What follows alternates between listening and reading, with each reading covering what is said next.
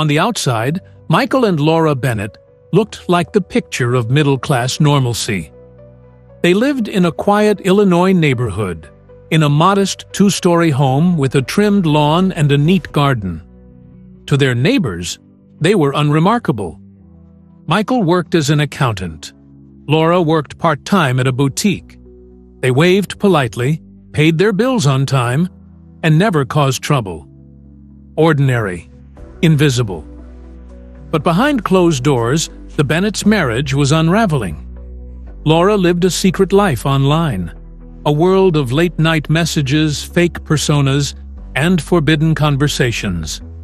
Michael, the husband who prided himself on control and stability, discovered everything. For weeks, he studied her betrayal in silence, and then, instead of confronting her, he began plotting her death, convinced he could commit the perfect murder. This is not a story of an impulsive crime of passion.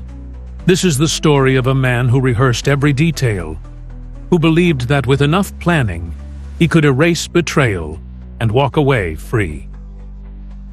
Welcome back to Criminal Minds Archives. If you're new here, don't forget to subscribe and turn on notifications, because each week we uncover the darkest cases of betrayal, obsession, and calculated crime. Michael Bennett was born in 1982 in a quiet Illinois suburb. From the very beginning, he seemed different from other children. While classmates ran wild on playgrounds, Michael was the boy who lined up his toy cars in perfect rows. He sorted his crayons by shade. He kept his homework spotless, each sheet neatly folded into binders. Teachers praised him as disciplined. His parents described him as low maintenance. But beneath this discipline was something else, an obsession with order. Michael wasn't just neat. He needed predictability. Surprises unsettled him. Disorder agitated him. He craved the control that numbers and routines provided. As a teenager, Michael avoided risks. No parties, no reckless adventures. He preferred the library to the football field. His small circle of friends joked he was already a middle-aged man in a teenager's body. When the time came to choose a career, accounting felt natural. Numbers didn't lie. They didn't betray. They always added up. To coworkers, Michael was reliable, but dull. To acquaintances, he was quiet, perhaps too quiet. And to himself, he was safe, living in a world where structure was armor. But structure can also be a prison. Laura, born in 1986, could not have been more different. She was the youngest of 3 children, raised in a busy household where attention was scarce. From early on, she craved validation. She was the child who told jokes at family dinners, the teenager who posted bold photos online before it was common, the young woman who thrived on compliments. Where Michael retreated into order, Laura reached outward for recognition. Her early relationships were passionate but chaotic. She dated men who were exciting, spontaneous, and often unreliable. Each relationship ended the same way, with Laura feeling let down. When she met Michael in her mid-20s, the contrast drew her in.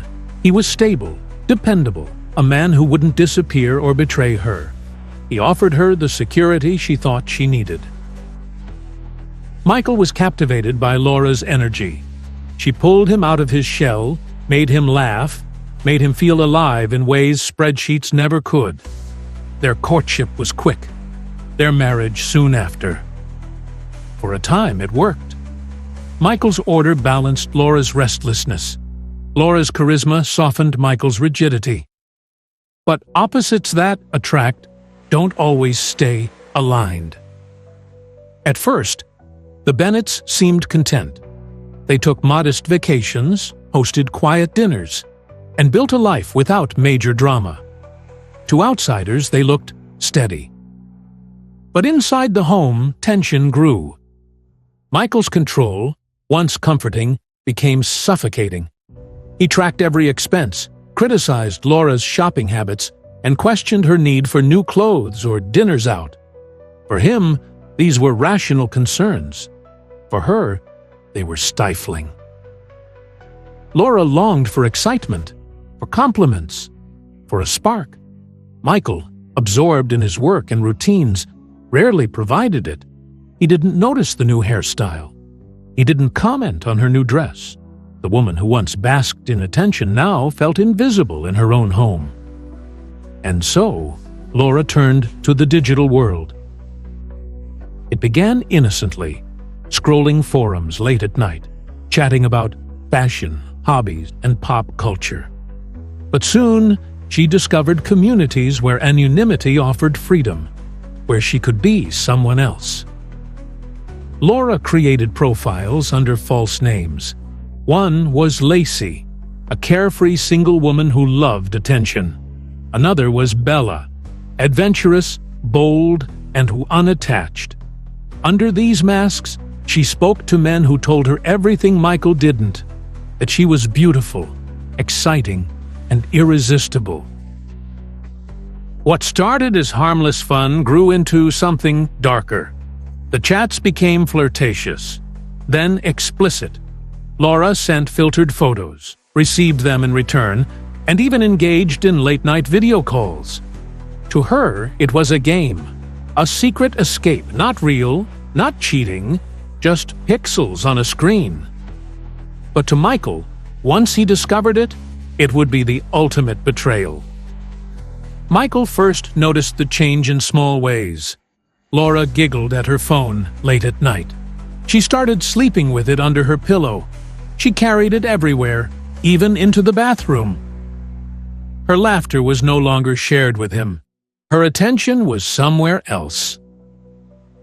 Suspicion gnawed at him, but Michael wasn't impulsive. He waited. He watched. Then one evening, opportunity arrived. Laura had left her laptop open while showering.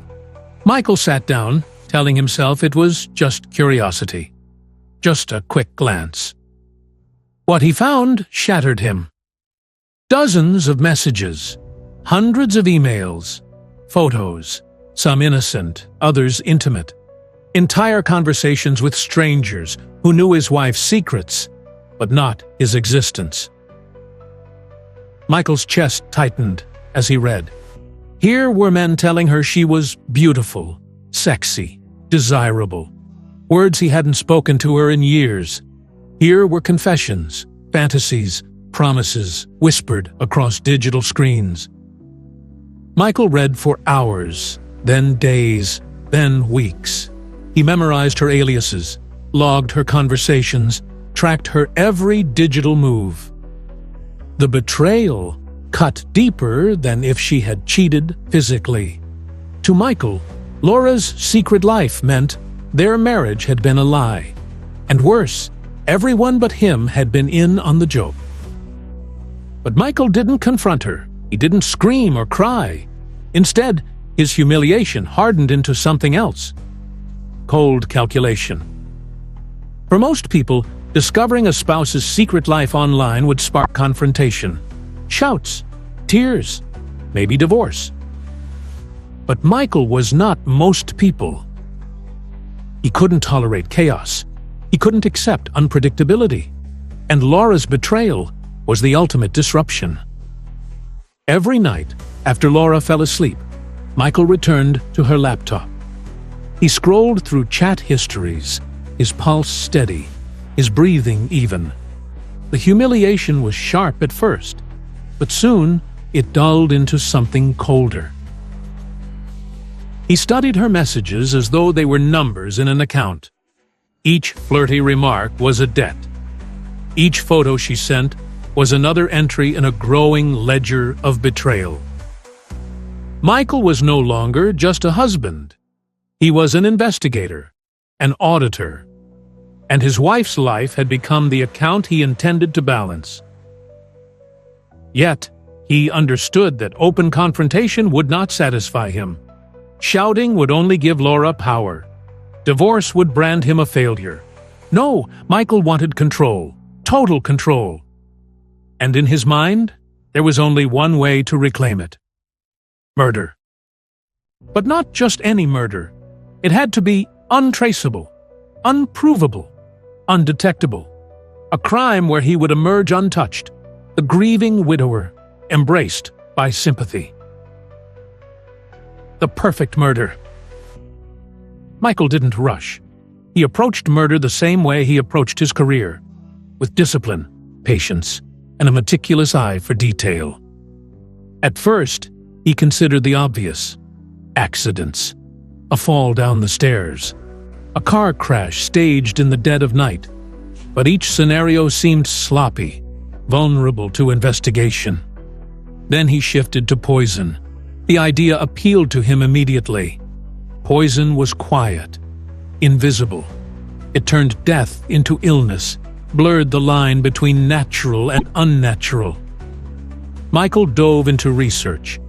Late at night, he typed searches into incognito windows. Undetectable poisons, fastest-acting toxins, digitalis poisoning symptoms, how to mask cause of death. He read case studies, medical journals, even old forensic textbooks.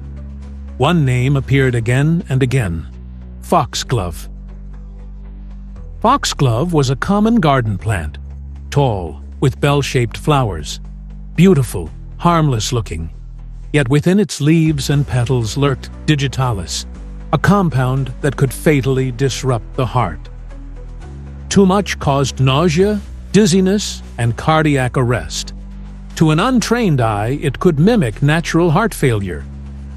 Michael was captivated. This wasn't an exotic toxin that required risky smuggling. This was something that could grow in a garden, hidden in plain sight. Over the next weeks, he read every scrap of information he could find. He studied lethal dosages, extraction methods, and historical poisonings. He ordered obscure gardening manuals. He visited plant nurseries, his demeanor calm and ordinary, as though planning a weekend hobby. At home, he began experiments, small doses tested on raw meat, watching how the tissue reacted, notes jotted down in careful handwriting, variables controlled, results logged. This was no crime of passion. This was science, applied with deadly intent. Michael also rehearsed the aftermath. He practiced dialing 911, letting his voice crack at the right moments. He tested tears in the mirror, learning how to sound distraught without slipping into overacting. Every detail mattered. To him, the murder was not an explosion of violence. It was a performance, a role he would play until the curtain fell and the audience, the police, the neighbors, Laura's family, believed every word. Mike wasn't just preparing to kill. He was preparing to get away with it. By early spring, Michael Bennett believed he was ready. His research had stretched into months. His notes were organized into neat binders disguised as work files. His rehearsals had become second nature. Now, all that remained was timing. Laura was restless again. She spent more nights glued to her phone, whispering under her breath and smiling at glowing screens. Michael knew every detail. He still monitored her devices, his obsession sharpened by the knowledge that he would soon silence them forever. But he couldn't act impulsively. The perfect murder demanded the perfect moment. That moment came when Laura's sister, Megan, announced a visit. She planned to spend a weekend with her children at their parents' house, 3 towns over. Laura was invited but declined, citing errands and a quiet weekend with Michael. To Michael, it was a gift. With no visitors and no commitments, the stage was set. In the days leading up to the chosen weekend, he moved cautiously. He prepared Laura's favorite meals, feigned warmth, and softened his normally rigid demeanor. If she noticed the change, she didn't comment. Perhaps she was too distracted by the men in her secret world. Meanwhile, Michael began preparing the poison. From his earlier experiments, he had learned how to grind dried foxglove leaves into a fine powder, then steep them into a bitter tea that could be mixed unnoticed into food or drink. He worked carefully, wearing gloves, ensuring no trace lingered on his skin. The powder was stored in a small, unmarked glass vial, hidden in the locked drawer of his home office. He rehearsed again how he would stir it into her drink, how long before symptoms appeared, what excuse he would give if she fell ill too soon. He even practiced dialing 911 on his phone, pausing at the last digit so he could do it without trembling when the moment came. The murder was no longer a fantasy. It was imminent. It was a Friday evening when Michael decided to act. The day had been ordinary, almost painfully so. Laura spent the afternoon shopping and returned with bags of clothes Michael silently judged but didn't criticize. Instead, he kissed her cheek and offered to cook dinner. She was pleasantly surprised. Michael rarely cooked anything beyond his rigid meal plans. That night, he prepared pasta, a salad, and poured wine. He was attentive, smiling in a way that made Laura glance at him curiously. "You're in a good mood," she remarked, sipping her glass. "Just happy to have a quiet weekend with you," he replied. She accepted the explanation. Why wouldn't she? After all, in her mind, Michael was the boring but safe husband, the man who could never surprise her. But the real surprise came when he excused himself briefly, carrying a bottle of wine back to the kitchen. There, with steady hands, he unscrewed the small glass vial and let the powder slip into her refilled glass. He stirred gently, careful not to spill. He returned, calm and composed, and set the glass before her. She lifted it without hesitation. Over the next hour, Michael watched her closely. At first, nothing. Conversation drifted. Laura scrolled on her phone, laughed at a message, then tossed it aside. But then, subtle changes. A flush in her cheeks. A sudden pause as she touched her temple. "Are you okay?" Michael asked, his voice a careful mixture of concern and restraint. "Yeah, just feel a little dizzy," Laura murmured, brushing it off. Minutes passed. The dizziness grew worse. She clutched her stomach, grimacing. Her glass slipped from her hand, spilling red wine across the tablecloth. Michael stood quickly, performing alarm as though on cue. He rushed to her side, steadying her as she tried to stand but stumbled. I don't feel good," she gasped, her words slurred. Her skin turned pale, her breaths shallow. She collapsed onto the floor, writhing briefly before weakening.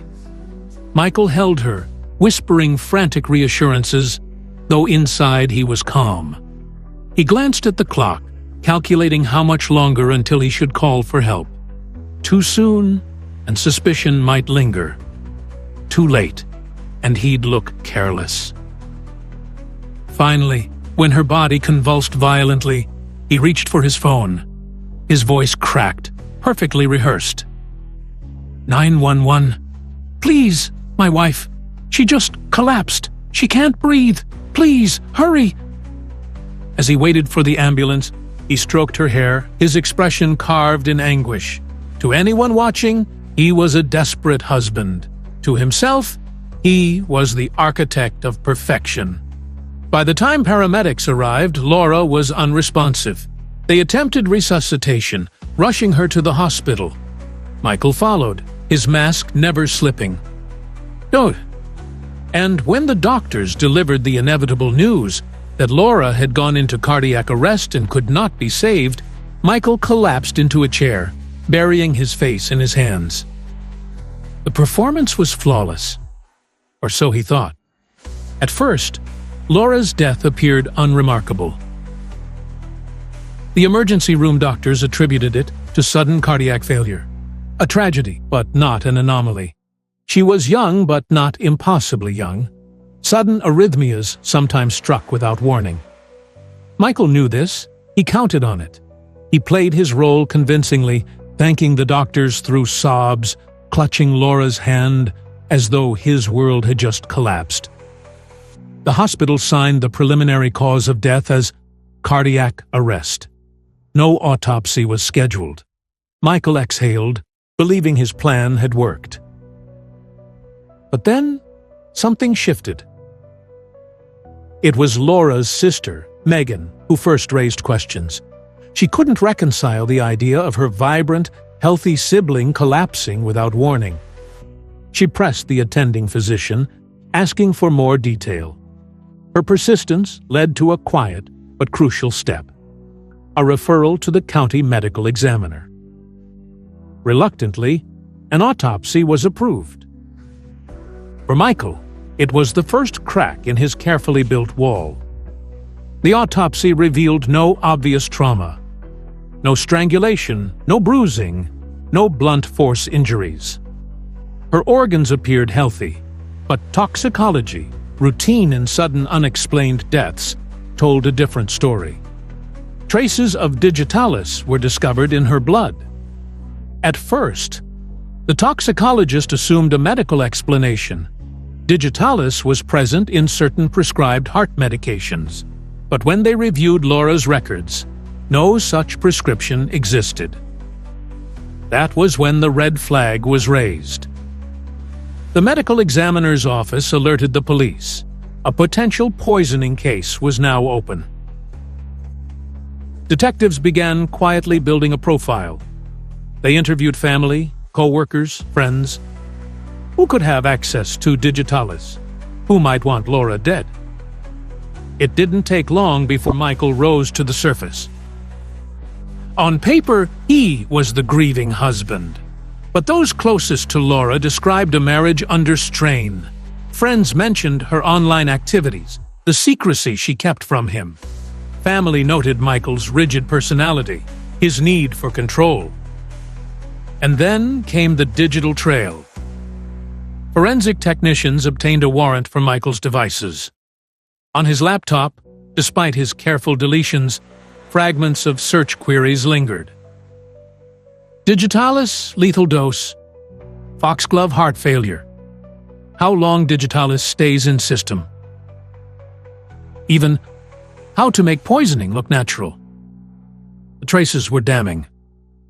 But detectives didn't move too quickly. They wanted certainty. They watched him. They studied his routines. They checked the Bennett home, combing through garden beds where foxglove grew in quiet rows, planted months before. The seeds of suspicion had become evidence. Michael believed he had crafted the perfect murder. But perfection, investigators knew, rarely exists. The first crack was digital. Despite Michael's attempts to scrub his browsing history, fragments remained cached in hidden directories. Forensic experts reconstructed his timeline of research, showing a clear and deliberate intent to study poisons. The second crack was botanical. Samples taken from his garden matched the strain of foxglove identified in Laura's toxicology. Prosecutors would later call this the smoking gun in the flower bed. The third crack was behavioral. Witnesses described Michael's oddly rehearsed grief. Neighbors recalled how, on the night Laura collapsed, his performance seemed just slightly off, as if his panic was memorized rather than instinctive. And the final crack came from Laura herself. Investigators retrieved her phone and laptop, uncovering her secret online life. Dozens of conversations, flirtations, late-night messages. While these did not directly connect Michael to the poisoning, they gave him motive. A motive so strong, so personal, that it painted a chilling portrait. A man humiliated by betrayal, obsessed with control, and driven to eliminate the one person who disrupted his carefully ordered world. With each discovery, Michael's mask of perfection slipped further. The case against him was no longer circumstantial. It was becoming undeniable. Detectives prepared for the next phase, the arrest. It was early morning when detectives arrived at Michael Bennett's door. He opened it calmly, dressed for work, tie neatly knotted. He looked surprised, but not alarmed, until he noticed the officers' expressions, the way their hands hovered near their belts. "Michael Bennett?" one asked. "Yes," he replied, his voice clipped. "You're under arrest for the murder of your wife, Laura Bennett." The words landed like a thunderclap. Michael froze, his carefully ordered world fracturing in an instant. As handcuffs tightened around his wrists, neighbors gathered on the sidewalk. Curtains twitched. Phones recorded. The image of the grieving widower dissolved, replaced by the spectacle of a man marched to a waiting police car. Inside the interrogation room, detectives laid out their case.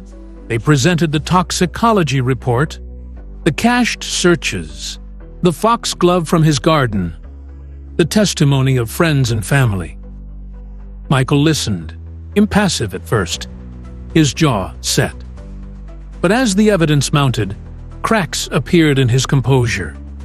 His voice rose. He denied, deflected, insisted the searches were academic curiosity, the plants a gardening hobby. But the detectives pressed harder. One leaned forward, voice low and steady. "You didn't just lose your wife, Michael. You killed her, and we can prove it." For the first time, Michael's silence stretched too long. It was over. The trial of Michael Bennett drew national attention. The story had all the elements of a dark thriller, a secret online life, a calculating husband, a perfect murder undone by forensic science. Prosecutors painted Michael as cold and methodical. They described his research, his rehearsals, his obsession with control. They showed the jury his internet searches, projected onto courtroom screens. They presented the foxglove plants, photographs of the very garden he had cultivated as a weapon. Michael Bennett thought he could outsmart science, the prosecutor declared in opening arguments, but science is exactly what caught him. The defense fought back. They argued that Laura's death was natural, that Michael was guilty only of being curious, not criminal. They suggested the digitalis may have come from accidental exposure. They painted him as a heartbroken husband wrongly accused. But the evidence was overwhelming. Witness after witness chipped away at the facade. A toxicologist explained in detail how the levels of digitalis in Laura's blood could not have been accidental. A digital forensic expert mapped Michael's search history, reconstructing his path from curiosity to murder. Even Laura's sister, Megan, testified. Her voice cracked as she described her suspicion, her insistence on an autopsy, her belief that Michael had never truly loved her sister, only controlled her. The jury listened intently. When Michael himself took the stand, he spoke with his usual precision. He denied everything, his words measured, his tone calm. But under cross-examination, his composure faltered. When pressed about the search, how to make poisoning look natural, he stammered, his explanation unconvincing. The jury saw it. The mask was gone. After weeks of testimony, deliberations took less than a day. Guilty. First-degree murder. As the verdict was read, Michael sat motionless, his hands clasped, his face pale. He did not weep. He did not shout. He simply stared ahead, the last remnants of control slipping from his grasp. The judge sentenced him to life in prison without parole. The man who once believed he could commit the perfect crime would now spend the rest of his life in a cell, his perfection reduced to failure. Michael Bennett's story is a chilling reminder. Control, when twisted into obsession, can destroy everything. He believed he was orchestrating a flawless plan. Instead, he left behind a trail of evidence that told the world exactly who he was. And Laura, whose only crime was a secret life online, paid the ultimate price. In the end, the perfect murder does not exist, because even the most careful mask eventually cracks. If you found this story gripping, don't forget to subscribe to Criminal Minds Archives for more real-life stories of betrayal, obsession, and crime. Your support helps us continue uncovering the darkest corners of the human mind.